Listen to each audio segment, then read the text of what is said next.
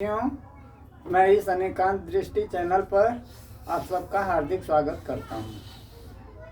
साथियों, हम जब एक दूसरे से मिलते हैं, भेंट होती है, तो हम आपस में समाचार पूछते हैं कि कहो कैसा चल रहा है, समाचार कैसा है, कहते हैं ना। तो हम कह देते हैं समाचार बहुत बढ़िया है, सब अच्छा चल रहा है। लेकिन यह जो अच्छा चल रहा हम कहते हैं, क्या वह सही मायने में अच्छा चलता है? नहीं, क्योंकि हम जो पाना चाहते हैं, अपने लक्ष्य को पाना चाहते हैं, तो वह हमें मिलता नहीं। हम केवल शारीरिक चेतना पर ही जी रहे हैं और शरीर के ही सुख दुख को अपना सुख दुख मानते हैं और उसी के सुख में सुखी होते हैं, उसके दुख में दुखी होते हैं। और इन सब से भिन्न हम अपनी आत्मा को नहीं जानते और आत्मा को नहीं जानने की वजह से ही हम दुखी हो रहे हैं, क्योंकि हम शरीर तो हैं नहीं, हम आत्मा हैं। गीता में भगवान कृष्ण ने कहा ही है अर्जुन से कि हम सभी आत्माएं हैं और इसे शस्त्र काट नहीं सकते, जल इसे गीला नहीं कर सकता, वायु सुखा नहीं सकता और अग्नि इसे जला नहीं सकती। तो ऐसी आत्मा तो हम स्वयं हैं, लेकिन हम इतने दुखी दीनहीन क्यों हो जाते हैं?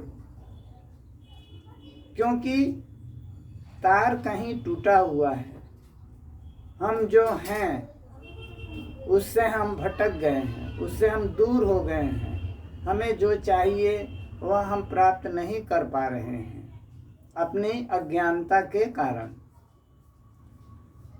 तो यह तो औपचारिकता निभाने के लिए हम कह देते हैं कि हमारा समाचार बहुत अच्छा है, सब कुछ ठीक ठाक चल रहा है।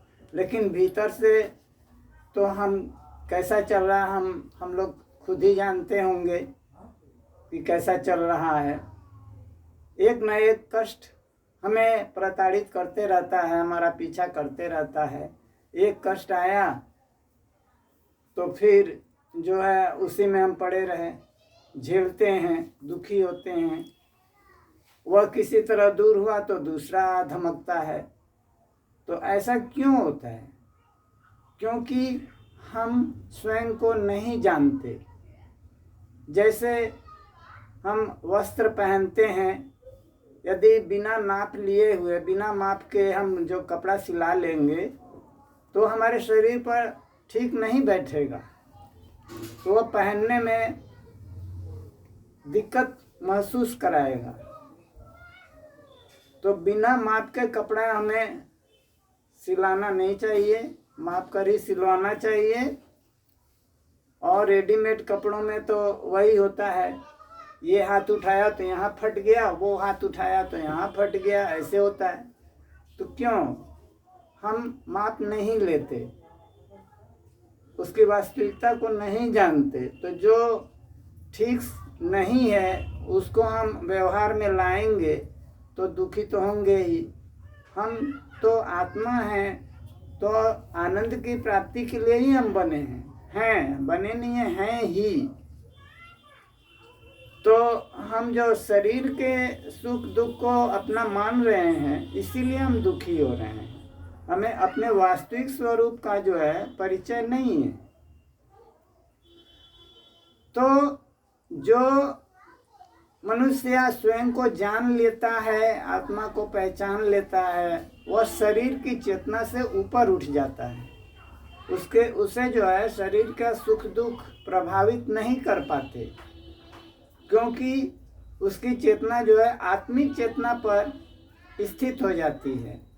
और आत्मिक चेतना पर स्थित हो जाने से उसे शरीर के सुख दुख प्रभावित नहीं करते। और उसे कष्टों से लड़ने की एक क्षमता प्राप्त हो जाती है। वो उनका सामना भली भांति कर सकता है।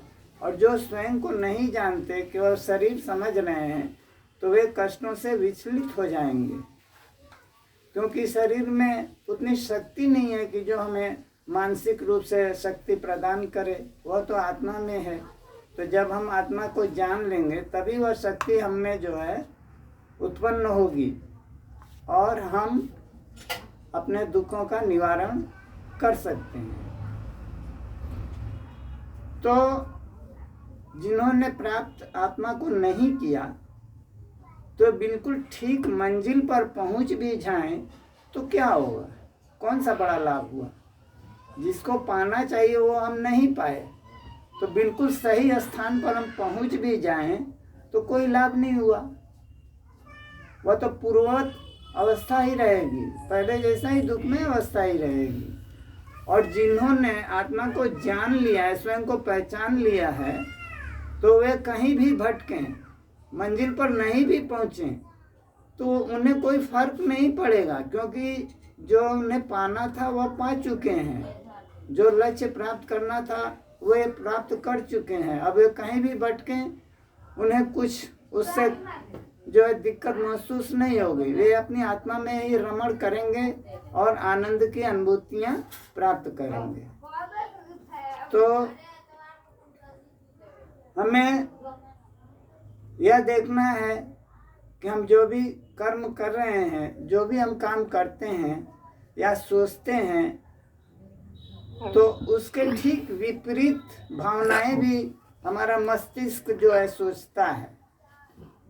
जैसे हम किसी का अपमान कर दें तो बाद में हमें पछतावा होगा, ओह ऐसा नहीं हमें करना चाहना था, हम ऐसा नहीं करते तो अच्छा होता, बेचारे को बहुत मानसिक कष्ट पहुंचा होगा।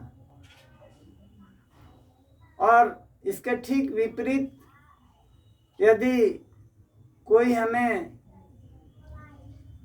अब अनाप शनाप बोले या अपमानजनक शब्द बोले, तो हम सह कर चले आएँ, कुछ उसे जवाब न दें, क्षमा कर दें, तो घर आकर सोचेंगे ओह ऐसा ये आदमी था कि मेरा इतना अपमान किया और मैं चुपचाप चला आया। जरूर हमें भी कुछ करना चाहिए था, डांटना चाहिए था, या उसका जो है निरादर हमें भी करना चाहिए था। मैंने तो कोई जवाब नहीं दिया। तो जो भी हम सोचेंगे उसके ठीक विपरीत भावनाएं भी हमारे मस्तिष्क में रहती हैं। कुछ भी हम करें, सोचें, उसका ठीक विपरीत जो है कर्म या भावनाएं हमारा मस्तिष्क सोचता रहता है। वो उसमें एक दूसरे से संयुक्त रहते हैं। अब जो भी काम हम करेंगे उसमें पाप भी छिपा रहेगा और पुण्य भी छिपा रहेगा। वह दिखता है कि पाप है, लेकिन पाप के अंदर भी पुण्य छिपा रहता है। और पुण्य दिखता है कि हम पुण्य कर रहे हैं, तो उसमें भी जो है पाप छिपा रहेगा। वह जो है एक दूसरे के द्वारा जो है संयुक्त अवस्था में रहते हैं। पाप में पुण्य छिपा रहता है और पुण्य में जो है पाप छिपा रहता है। ऐसा ही होता है। तो हम इन्हीं पाप और पुण्य में ही उलझे रहते हैं, सफलता और असफलता में झूलते रहते हैं। तो इससे हम कैसे छुटकारा पाएं? एक तरफ से छूटते हैं तो दूसरे में उलझ जाते हैं। तो इसका जो इससे छूटने का क्या उपाय है, क्या मार्ग हो सकता है? इसका उपाय यही है कि हम अपने आत्म स्वरूप में स्थित हों। हमारा जो वास्तविक स्वरूप है हम उसको जानें और उसमें स्थित रहने का प्रयास करें। तब न पाप रहेगा न पुण्य रहेगा। उन सब से हम ऊपर उठ जाएंगे और हम स्वयं को आत्मा मानकर अपनी आत्म चेतना में ही अपना जीवन व्यतीत करेंगे, आनंद की अनुभूतियाँ प्राप्त करेंगे। तो उस आत्मिक चेतना को पाने के लिए हमें अभ्यास करने की आवश्यकता है। हमारा अभ्यास जितना ही परिपक्व होगा, उतना ही हम अपनी चेतना को आत्मा में स्थित कर सकेंगे और शारीरिक चेतना से ऊपर उठ जाएंगे। तब हमें ये सुख दुख या पाप पुण्य या कर्म अकर्म ये हमें बांध नहीं सकेंगे। हम इनसे मुक्त हो जाएंगे। यह आत्मा का जो आनंद है वह हमें आकर्षित करने लगेगा। तो कर्म जो है अत्यंत सूक्ष्म होते हैं। हम जैसा करेंगे वैसा हमें भोगना पड़ेगा, उसका जो है फल हमें प्राप्त होगा ही। अब जैसे श्री राम ने बाली का वध किया, सुग्रीव की रक्षा की, तो क्या हुआ? कृष्ण अवतार में वही राम जो है कृष्ण बने और बाली जो है व्याध बना, शिकारी बना। तो उसने हिरण के भ्रम में पड़कर वाण का संधान किया और कृष्ण के पैरों में वाण आकर लगा, तो वे भगवान कृष्ण आहत हो गए। तो कहने का तात्पर्य है कि जिनको हम अवतार मानते हैं, परमात्मा का अवतार मानते हैं, वे भी कर्मों से छुटकारा उन्हें नहीं है। वे जो कर्म किए हैं उन्हें अगले अवतार में या अगले जन्म में भी उन्हें भी भोगना पड़ता है। तो उसी प्रकार हम तो साधारण मनुष्य हैं, हम कहाँ से छूट पाएंगे? तो जब जिन्हें हम परमात्मा का अवतार मानते हैं वे स्वयं बंधे हुए हैं। राम के रूप में जो है वो बाली को मारे, तो कृष्ण अवतार में कृष्ण बनकर राम आए, कृष्ण के रूप में आए, और बाली जो है शिकारी के रूप में आकर के तो उन्हें आहत किया।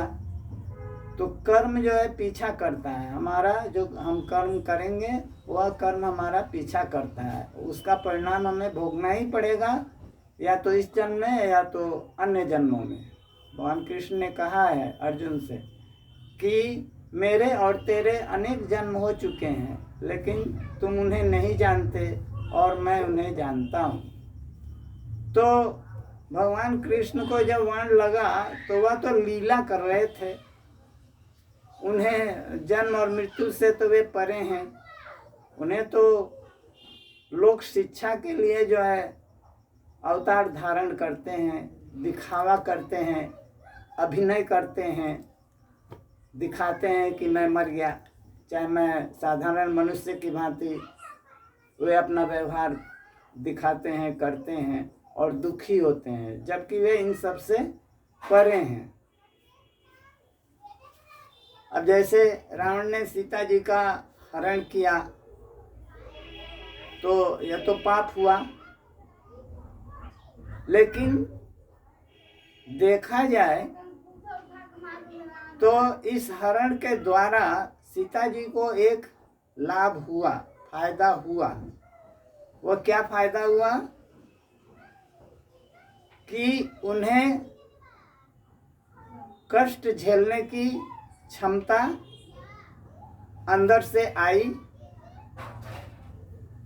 और वे श्री राम के ध्यान में एक सन्यासिनी की भांति रहती थीं, और उन्होंने जितना ही कष्ट सहा, जनमानस में उनकी छवि जो है एक पूज्य देवी के रूप में प्रतिष्ठित हो गई। तो वह जो है हमारे लिए एक आदर्श नारी के रूप में आज भी हमारे समक्ष उनका आदर्श उपस्थित है। तो दिखता तो है वह, अब रावण ने जो उनका अपहरण किया वह पाप था, लेकिन माता सीता के लिए अपना चरित्र जो है संवारने के लिए, उज्जवल बनाने के लिए एक अवसर मिला उन्हें। कहने का तात्पर्य जितना ही हम सोना को आग में तपाएंगे वह उतना ही चमकीला बनेगा और शुद्ध होगा।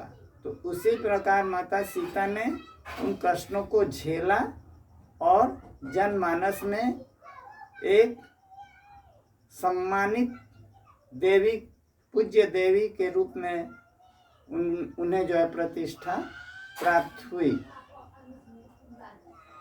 तो कर्म जो है एक दूसरे से जुड़े हुए हैं, उसमें विपरीत भी फल है और सीधा जो प्राप्त होना है वह भी फल है, यानी पाप और पुण्य दोनों जुड़े हुए हैं।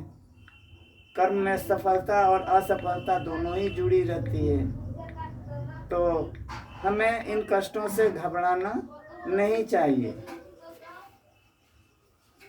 तो ऐसे हम अपने धर्म ग्रंथों में देखें तो ऐसे अनेकों उदाहरण हैं हमें मिलेंगे, और हम सूक्ष्म दृष्टि से उनका अध्ययन करें तो हमें स्पष्ट प्रतीत होगा, अनुभव में आएगा कि यह एक स्तर पर जो हमें कष्ट प्रदान करता है तो दूसरे स्तर पर हमें अंदर से मजबूत भी करता है, हमारे चरित्र को और उज्जवल बनाता है, ऊपर उठाता है। तो हम जब आत्म स्थिति को प्राप्त कर लेंगे तो हमारा इधर उधर भटकना बंद हो जाएगा, क्योंकि जिन आनंद को प्राप्त करने के लिए हम बाहरी वस्तुओं की तरफ भागते हैं, दौड़ते हैं, वह आनंद तो हमारे स्वयं के अंदर है, हमारी आत्मा के में ही है। उसका जो आनंद है वह सांसारिक भोग की वस्तुओं में नहीं, उसकी कोई तुलना ही नहीं हो सकती उस आत्मानंद की अनुभूति से। तो हमें उस आत्म चेतना में ही रमण करने का अभ्यास करना चाहिए। अभ्यास करते करते मन का भटकाव दूर होगा और हम अपनी आत्मा में स्थित हो जाएंगे। तो मन कैसे स्थिर हो? अर्जुन ने भगवान कृष्ण से कहा है कि जैसा आप कह रहे हैं, मैं देखता हूँ कि योग का अभ्यास अत्यंत कठिन है, मन जो है शीघ्रता से वश में नहीं होता। तो भगवान ने कहा कि यह तो तुमने अच्छा प्रश्न किया है, मन को वश करना अत्यंत कठिन है, लेकिन यह अभ्यास के द्वारा धीरे धीरे वश में हो जाता है। इसके लिए जो है हमें निरंतरता से अभ्यास जारी रखना पड़ेगा, तब हमारा मन जो है स्थिर हो जाएगा और हम आत्मा की आनंद की अनुभूति प्राप्त कर लेंगे। और जब आत्मा को हम जान लेंगे तो वह आत्मा जो है स्वयं ही परमात्मा में स्थित होने का प्रयास करेगी और वह परमात्मा की तरफ अग्रसर होगी, सत्य लोक की तरफ वह जाने चाहेगी और परमात्मा में लीन होने की चेष्टा करेगी, क्योंकि आत्मा और परमात्मा दोनों एक ही स्वभाव के हैं। आत्मा का परमात्मा से योग हो सकता है, लेकिन आत्मा का शरीर से योग नहीं हो सकता, क्योंकि ये विपरीत स्वभाव वाले हैं। शरीर मरने वाला है, आत्मा मरने वाली नहीं है। तो परस्पर जो है विपरीत स्वभाव वाले वस्तुओं का जो है योग नहीं हो सकता। और जबकि आत्मा और परमात्मा जो हैं एक ही स्वभाव वाले हैं, तो इनका जो है आपस में संबंध होता है, योग हो जाएगा और तब हम योग की परम लक्ष्य की प्राप्ति कर लेंगे। तो हमें अपने अज्ञान को दूर कर इस आत्मा की और परमात्मा की झलक देखनी चाहिए, उनके मिलन का आनंद लेना चाहिए और योग का रसास्वादन करना चाहिए। तो जो आत्मा को नहीं जानते हैं वे उन्हें चाहिए कि वे योगाभ्यास के द्वारा अपना कीमती समय बिताएं और परमात्मा की प्राप्ति के लिए अपना प्रयास जारी रखें। और जो जानते हैं वे और ऊंचा उठें और योग के उच्चतम शिखर पर पहुँचें, तो उन्हें और अलौकिक सिद्धियां और शक्तियां प्राप्त होंगी और उनका जो है सहस्त्रार चक्र जाग जाएगा और जहाँ की परमात्मा सदैव उनकी प्रतीक्षा करते हैं, हमारी प्रतीक्षा कर रहे हैं, तो सहस्त्रार चक्र जाग जाने पर हम परमात्मा की प्राप्ति सहज ही कर लेंगे। तो इसके लिए हमें सदैव जो है अभ्यास करते रहना चाहिए। तो हमें अपने कर्मों पर ध्यान देना होगा कि हमारे जो कर्म हैं हम उन्हें विकर्म न बनाएं, बुरे कर्म न बनाएं और सत्कर्मों के द्वारा अपने आत्मा को कल्याण के पथ पर अग्रसर करें। और यही योग का परम लक्ष्य है। जैसा हम करेंगे वैसा ही फल हमें जो है मिलेगा। और यदि हम दुष्कर्म करेंगे, बुरे कर्म करेंगे तो क्या होगा? बार बार संसार में आना पड़ेगा, बार बार धक्के खाने पड़ेंगे। और यदि हम सत्कर्म करेंगे, सद्ग्रंथों का अध्ययन कर परमात्मा को प्राप्ति की चेष्टा करेंगे तो क्या होगा? मुक्त हो जाएंगे, बार बार पुनः इस संसार में आना नहीं पड़ेगा। भगवान कृष्ण ने तो कहा भी है कि जो मेरे को अविचल मन से याद करता है वह मेरे परम धाम को अपने अंतकाल में प्राप्त कर लेता है और मुझसे संयुक्त हो जाता है, उसे पुनः इस संसार में आना नहीं पड़ता। तो इसलिए हमें सदैव इस आध्यात्मिक पथ पर अग्रसर होना चाहिए। अब इतना ही कहकर मैं अपने वक्तव्य को विराम देता हूँ। आप सभी को बहुत बहुत धन्यवाद।